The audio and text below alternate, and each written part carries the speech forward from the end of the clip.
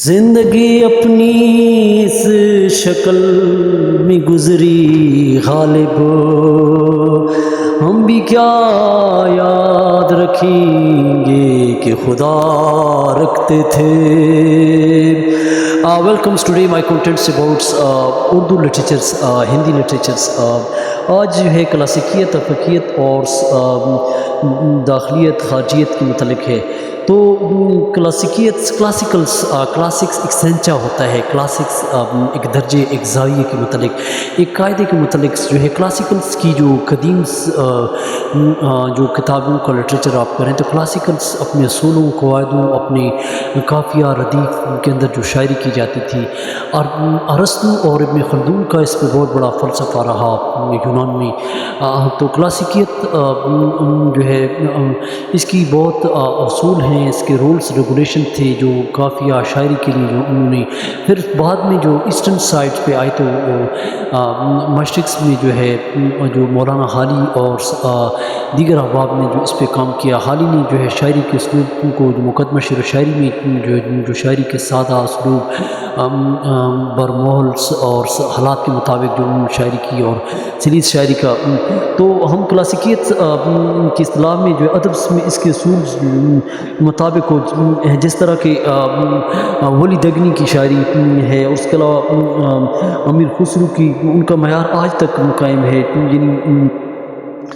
جو ہمارے لیے جو ان کے اصول آج تک جو ہے ہم لازم و لزوم سمجھتے ہیں اور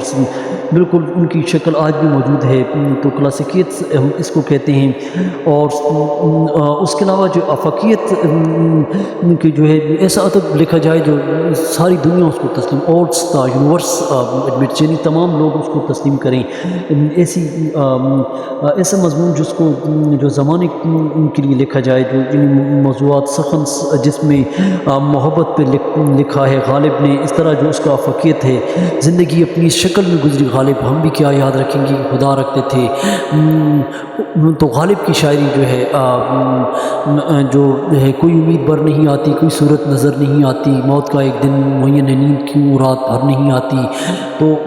لوگ آج تک اسی کو جو ہے افاقیت، اس غالب کا جو ادب ہے آج تک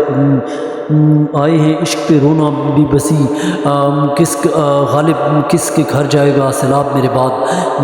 تو اس پہ میر نے بھی کہا تھا کہ آئے گی قبر سے آواز میرے بعد۔ تو بہرحال شاعری کو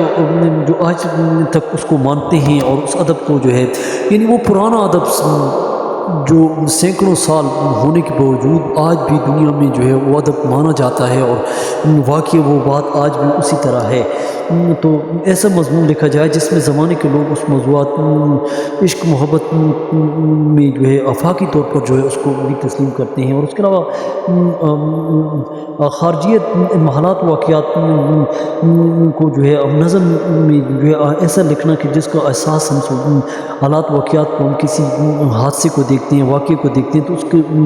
اوپر جب نظم ہمارے دل کے اندر ایک احساس پیدا ہوتا ہے، اور اس کے رد عمل میں ہمارا احساس ہم لکھنا چاہتے ہیں اسی پہ، تو یہ خارجیت معاشرے میں ہوتی ہے، اور اس میں اس نظم کو ہم خارجیت کہتے ہیں۔ خارجیت کی ویسے مثالیں جو ہے لکھنؤ معاشرے میں ہیں، جس میں طوائف کا کردار، اس کا پازیب، اس کی جھنکار، جو لکھنؤ رندی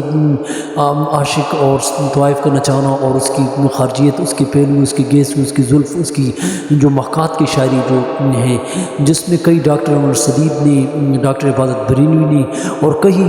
ڈاکٹروں نے اس پہ جو ہے تبصرے کیے ہیں کہ وہ ایک پازیب ہے، عورت کی جھنکار ہے، وہاں پہ جو ہے اس کو جو ہے مناؤ سنگاؤ، اس کی حسن کو، اس کی خوبصورتی کو وہ بیان کرتے تھے۔ تو دوستو آج ہم نے لٹریچرس کا یہ ٹاپک چھیڑنا تھا، اور اس میں شاعری کی بنا پر بھی کئی ایسی اس کی مثالیں ہو سکتی ہیں۔ آپ لوگ میرا یوٹیوب چینل ضرور سبسکرائب کریں اور لائک کریں۔ تو آج ہم نے یہ تھوڑا سا ٹاپک آپ کے سامنے جو ہے ادب کا